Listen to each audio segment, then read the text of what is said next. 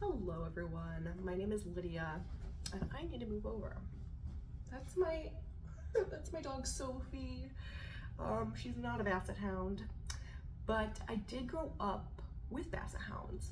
We were sort of a Basset Hound family, if you will, because we had friends of friends who owned Basset Hounds, close relatives, it was just this whole Basset community, kind of. It was like a mini Basset community. It was very cute. And we would always run into different Bassets, so then we kind of made friends with them. It was fun. And so I have a lot of experience with Bassets as a breed, the Basset Hound. And I think there's a lot of things about the Basset Hound that nobody talks about. Aspects to the Basset Hound that nobody talks about, and I think need to be touched on. And so I'm going to touch on them today. My name is Lydia, by the way, and this is my coffee. It's very watered down. I added way too much water. It happens. And then, little rant. I filled it up with ice, and then the coffee was so hot I didn't wait. It was supposed to be iced coffee. And it just melted all the ice right away. And so this is very watered down, and I'm sad about it. I really am. It's a little heartbreaking. You ever just get so excited for your cup of coffee and it just isn't what you were expecting it to be? Anyway, I digress. The Basset Hound. In my experience owning a Basset Hound, well, I owned multiple throughout my growing up, my childhood. We owned an older Basset. Her name was Gracie. And then we owned Walter, and he was I would say he's like my childhood dog. And then we owned his sister Wilma for a little while, but Walter I had, his entire life, and he was our family dog, and he was great. And then our friend had his other sister Lucy, and so they grew up together for a long time. So that was really sweet, watching them two play and grow up together and bond. But yeah, and we knew other people with Bassets. It was a fun time, like I said. And one thing I noticed within the Basset community is that people sort of have these stigmas about Bassets, right? That they're lazy, they're stubborn, they are just kind of goofy, just kind of a goofy, smelly hound. It's like that kind of a vibe. And I guess all of those aspects can be very true about the Basset, but in my experience, Bassets are a lot more serious than people give them credit for, in personality. Yes, they trip over their ears especially when they're puppies, and they kind of walk with a funny little cadence, and they're kind of roly-poly. So there are aspects to them that are this, I guess somebody could view it as clumsiness, but in reality, I would say that they're a lot more serious than people view them as. Especially the males over the females. The females tend to be super lackadaisical, just sort of happy-go-lucky in personality, whereas the males, in my experience, tend to be quite alpha in behavior, and they don't put up with a lot of crap either. That's just been my experience with males versus females. And I also feel you can tell very clearly the difference between the males and the females in personality. The dimorphism is there in terms of personality. Does that word apply to personality? I hope so. But that's just been my little experience. And I would also say that the males border on being kind of regal, even. Quite stoic, in fact, in many ways. Well, in reality, they're very stoic, but when they're trying to ham it up, when they're trying to ham up their pain, they ham up their pain. Which is another thing about Bassets, is they are super intelligent. People don't talk about that enough. They don't talk about the Bassets intelligent enough. In fact, people tend to almost make it sound like Bassets are kind of stupid. And when you talk to like a lot of like dog trainers, they make it sound like Bassets are stupid, especially because they're stubborn too. But in my personal experience, Bassets are far from stupid. And in fact, they are so, I would say, so much more intelligent than people realize or ever give them credit for. My Basset Hound growing up was very smart. He also had a lot of respect for us, and once we surpassed the stubbornness, he was good as gold. And I tell you that with, I'm so serious about that. Good as gold. Like, I think I think a lot of trainers have an issue with their stubbornness, but really, once you surpass their stubbornness, they have this like high respect for you, especially their owners. They just have this like high respect that you stood your ground further than they would ever stand their ground, if that makes sense. And I think a lot of Basset owners just don't choose to, I don't know, I guess put as much value on having them be obedient as they maybe should. Because in the beginning, when my mom would train Walter and even Wilma as well, and I guess Gracie as well, but she was a little bit older, so it's a little different. But when my mom would train them, there were always moments where they would try, or not always, in the beginning when she would train them, there would be moments where they would try to test her a little bit, like, how serious is she really about this rule? Like, should we surpass it? And then they would also kind of test us as kids. Like, okay, so I can't get away with this with mom, but maybe I can get away with this with you. Maybe I can, let's test it out a little bit. Let's test the waters, push the boundaries just a little bit. But once they understood that they cannot get away with these behaviors and these rules are concrete, they had so much respect for us that it was like at the drop of a hat they would obey us and listen to us. And it was like almost this like revered energy about us in their eyes. That's how it felt anyway. And especially my mom, it was like they understood that she was the boss.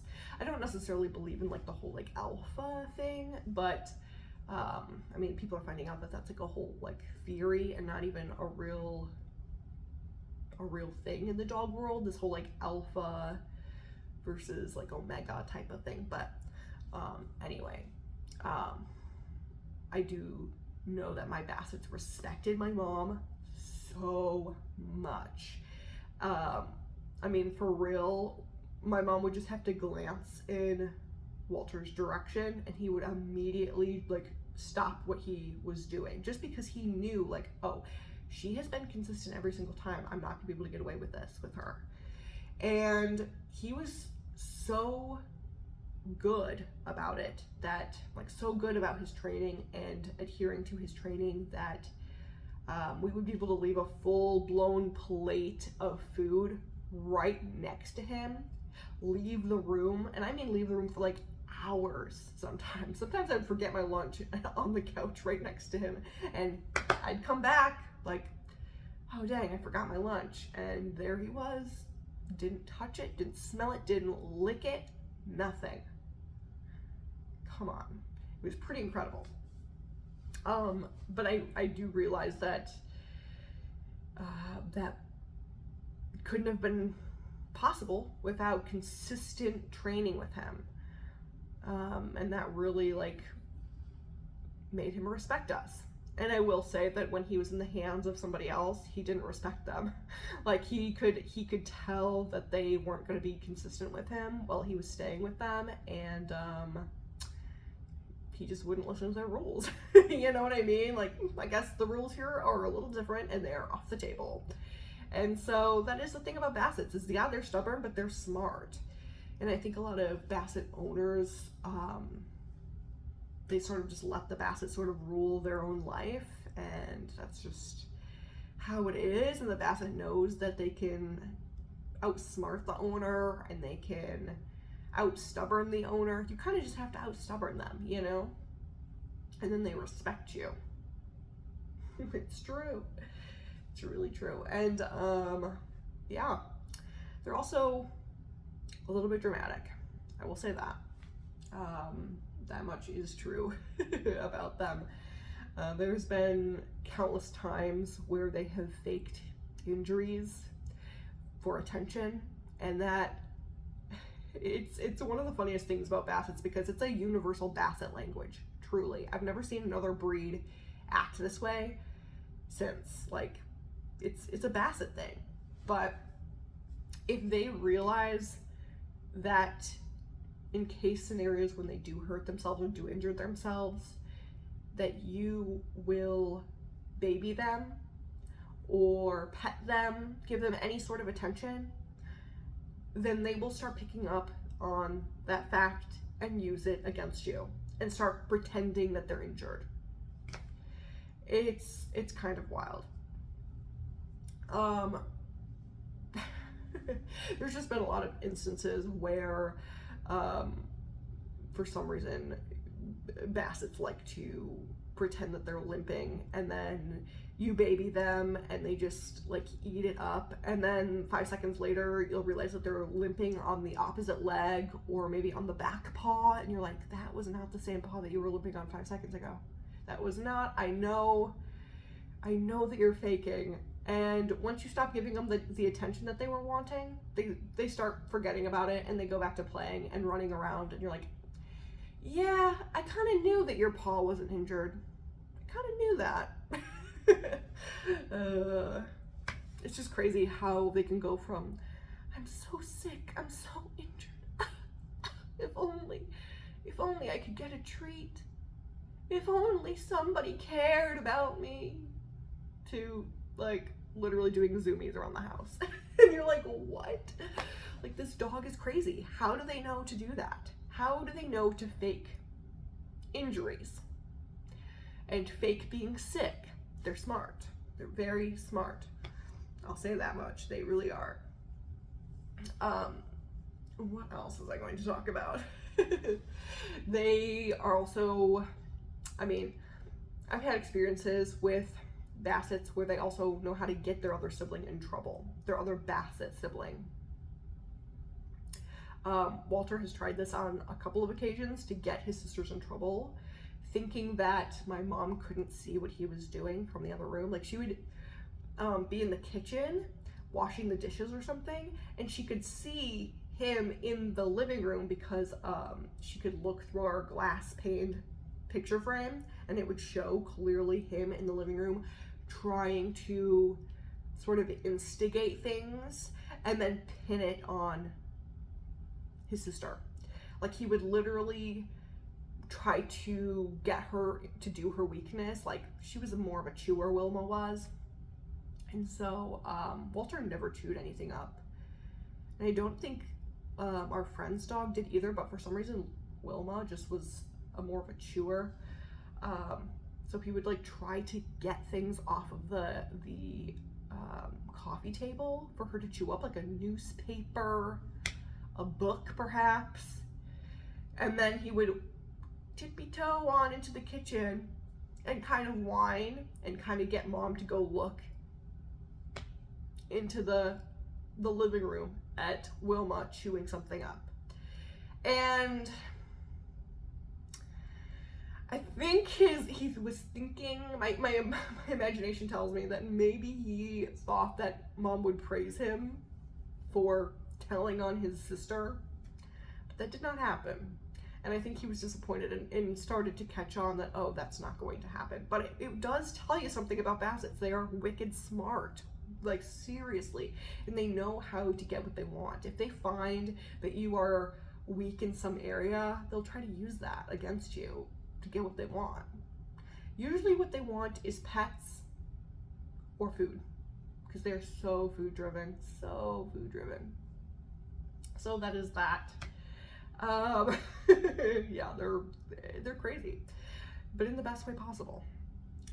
What else about Bassets? Oh, when I was a kid, well, when I was very little, my sister and I would have a hard time finding out what like movie or VHS we would want to watch on like a rainy day, right? We would be like, I'm dating myself with VHSs, but that's realistically what it was most of the time. It's like the VHSs. We would be like, what do we want to watch today? I don't know. I kind of am feeling this movie. You're kind of feeling this movie. This one also seems good. We'd have like maybe 4 options, and we'd be like, I just can't choose. And one day we had this idea that maybe Walter could choose. We were like, maybe. And we put them all in front of him, and he walked a little closer, and he just looked at them and then directly went to one of them. So for real, just went to one of them. Didn't bother sniffing the whole row or kind of making it confusing. He was like, yep, that one. That's the one. And so from there on out, we would do that. Anytime we were confused on what movie we wanted to watch, we would put it in front of him and just let him choose. And every time, he didn't make it confusing. He didn't second guess himself. It was always, that's the one. This is the one that I want. Which, who knows, like, what was going on in his mind at the moment, right? But let me tell you, in our childhood brains, we thought he was a genius. We were having the time of our life with that. We were like, wow, this is really the one he wanted to watch. Oh, gosh. It was cute. But he was very smart to realize that that's what we wanted from him, was for him to touch it. We didn't even like force him to, like, we weren't like trying to get him to touch anything with his nose or anything. We didn't even know what he would do. We were like, maybe he'll hit it with his paw, maybe he'll sniff it, who knows? But he went over and he touched it with his nose. It was pretty awesome. Just a sweet memory with my dog. And yeah, I mean, Bassets are so intelligent, and they're such good family dogs, like the absolute best. I will also say one thing that people never talk about with Bassets is how much they bond with every single family member. I know people would probably say that about a lot of different dog breeds, like, oh, my lab bonds with everybody, my lab loves the family, but I've never seen a dog breed bond with every single member of the family the way a Basset bonds with every single member of the family, because it's a different bond for everybody across the board. It is different. And like my dog Walter's bond, and I did feel this way with Wilma as well, and I even got the sense for this with Lucy, who was our friend's dog. I got that strong sense that she was the same way with her family. But our Walter would bond with every single member differently. With our mom, my mom was everything to him. Like, that was his person, and my mom adored, I mean, that was her dog, you know, like, she just loved that dog. And they had this strong connection and bond. And it was like they could look at each other and just know what each other was thinking. And it was just, that was his mom. Like, it really felt that way. And I know that, like, a lot of people out there are, don't ascribe to that whole, like your dog or your pet is your child, okay? But that is how it felt. I don't know how to describe it better than that. It really felt like he viewed my mom as his mom. And for my sibling and I, he connected with us very differently than each other, but he also knew that we were all sort of his siblings. Like we are his puppies, I guess, or like his fellow children. And it was very beautiful. And even with my older sibling, it's like he knew that he was older and he wasn't going to play with him in the same way that he was going to play with me and my younger sibling. He wasn't going to treat him the same way, even though, like, we're all siblings, right? But he knew to play with us a little bit differently. And I think with my younger sibling, he would even be a little bit more gentle with her than with me or my older sibling. Yeah, and he knew with my older sibling he could roughhouse a little bit more with him, you know? It was just this interesting thing of like, yeah, this is what I do with you specifically. I don't do this with everybody else. I don't act this way with everybody else, but you, this is how I treat you. This is how I respect you. And every single one of us was like this deep soul connection of like, I treat you this way. And this is how we are together. And even with animals, even with our animals, growing up, we had a orange and white tuxedo cat, and him and Walter were best friends. And Walter had sort of this respect for him. It was very interesting because this cat never had to show him, you need to respect me. Walter just had this sort of respect for this cat. His name was O'Malley, like from the Aristocats. And they were just lifelong best friends. They would cuddle with each other, and they would greet each other. I mean, that was the first person that O'Malley would greet when he was such an outdoor cat.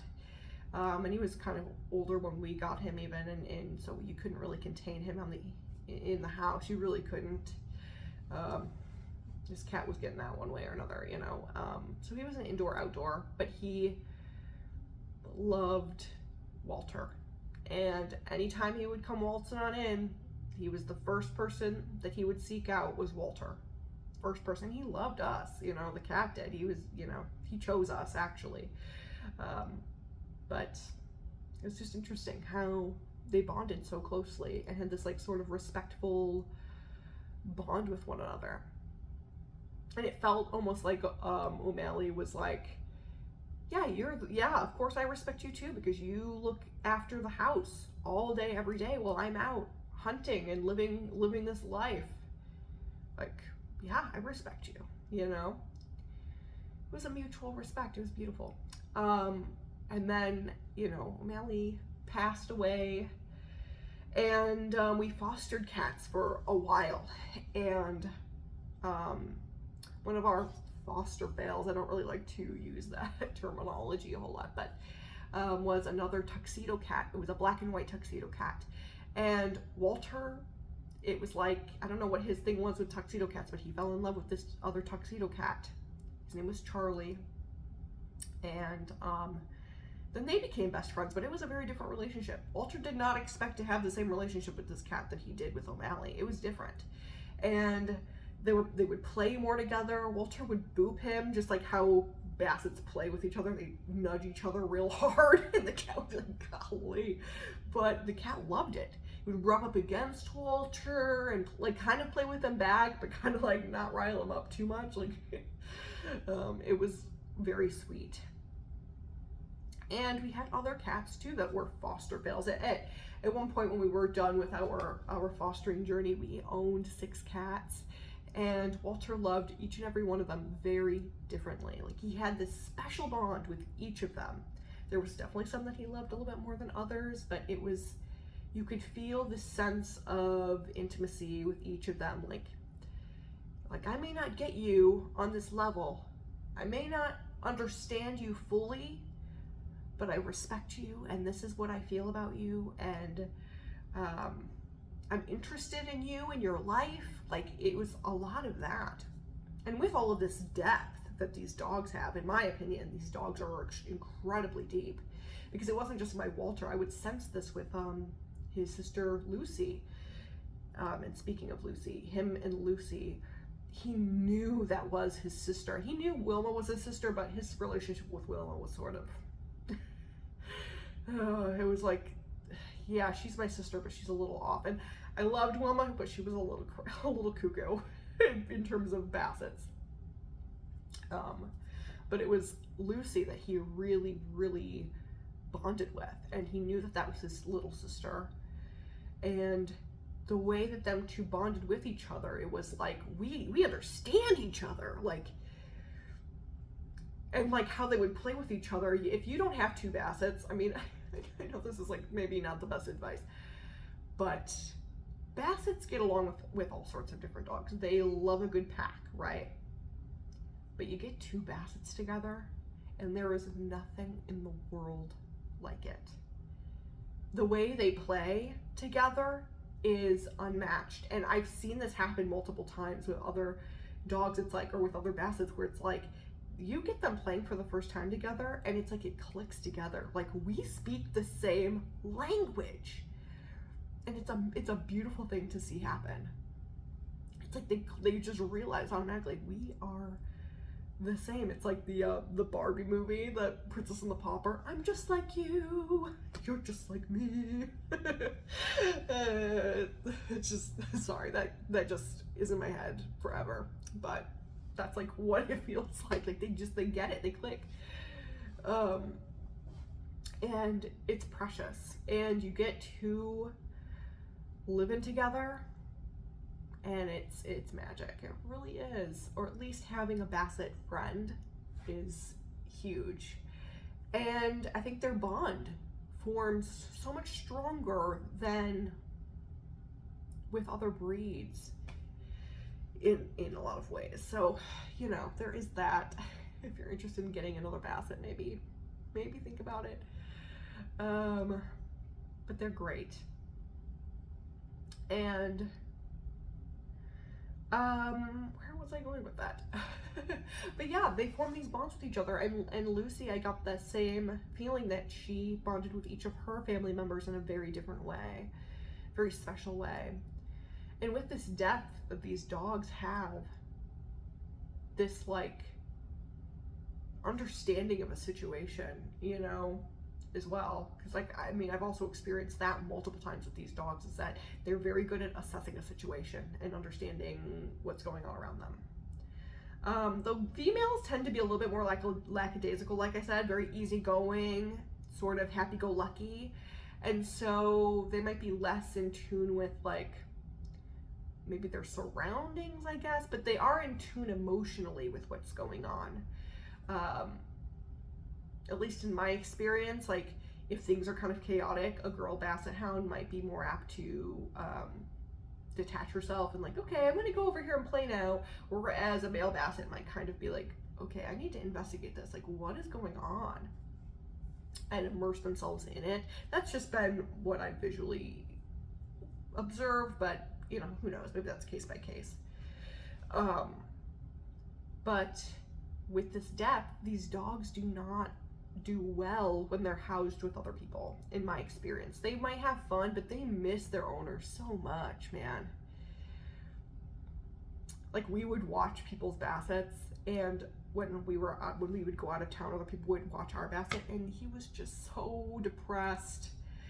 When other people would watch him, so depressed, and it didn't matter who watched him, because he could be best buddies with, like, Lucy loved Lucy. I mean, that's his sister. Or the Chihuahuas next door. He loved the Chihuahuas next door. They were his little buddies too. But but you know, I mean, if they watched him, he just became so depressed because he loves his family. These dogs, they love their families because they experience so much of these interpersonal connections, right? These deep connections with each of these people.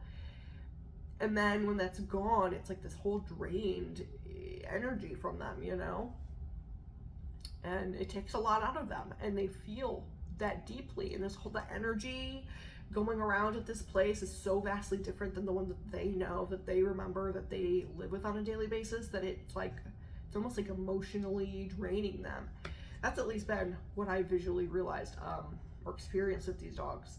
Because even when we would watch people's Bassets, it just was like, wow, that dog is having a hard time here. Like, yeah, they're playing, they're having a good time. But there is something off, and they feel a little mopey, a little bit less peppy than usual. They're trying their best. But they are deeply concerned about when their family is going to come back, deeply. The loyalty with these dogs is unmatched. Now, maybe you guys experience a little bit different here, but like Bassets, they mosey, right? It's no secret they mosey. They aren't the fastest dog breed in the world. But they also are extremely loyal from what I've seen. Maybe you guys have experienced some Bassets that run off, do their own thing. But in my experience, if a Basset gets out, they are not going very far. They might go on a little sniff, but ultimately their goal is not to leave home. Their goal is not to go off and never see you again, because their soul is tied there, you know?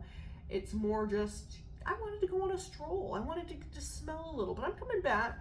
Don't you worry. Now, that's not to say that they might not get lost along the way and get a little confused and then be like, uh-oh, I'm lost and I'm scared. I didn't mean to go off this far, you know? But ultimately,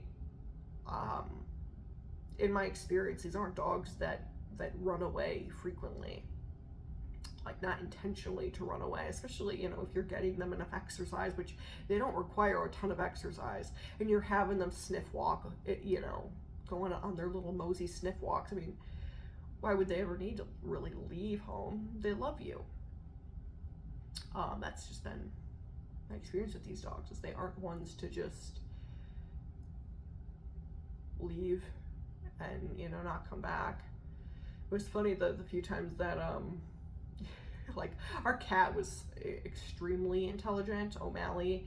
He knew how to open up doors.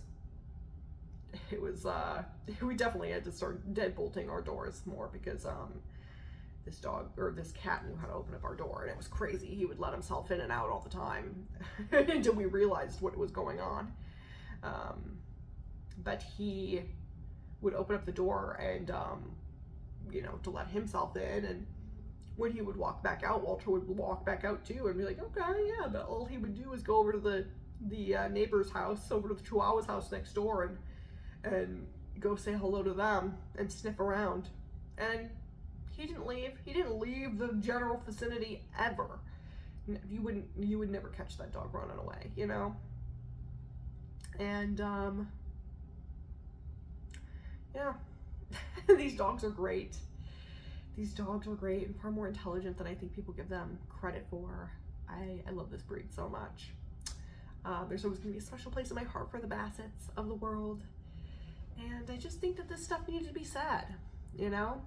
Not many people talk about these aspects of the Basset Hound. And I do think that these are pretty common traits of a Basset. Yeah. Hope that helped. If you guys were interested in the Basset Hound, hope that taught you a little something different, or maybe you relate to it and you really see this within your Basset Hound too. So, have a good day.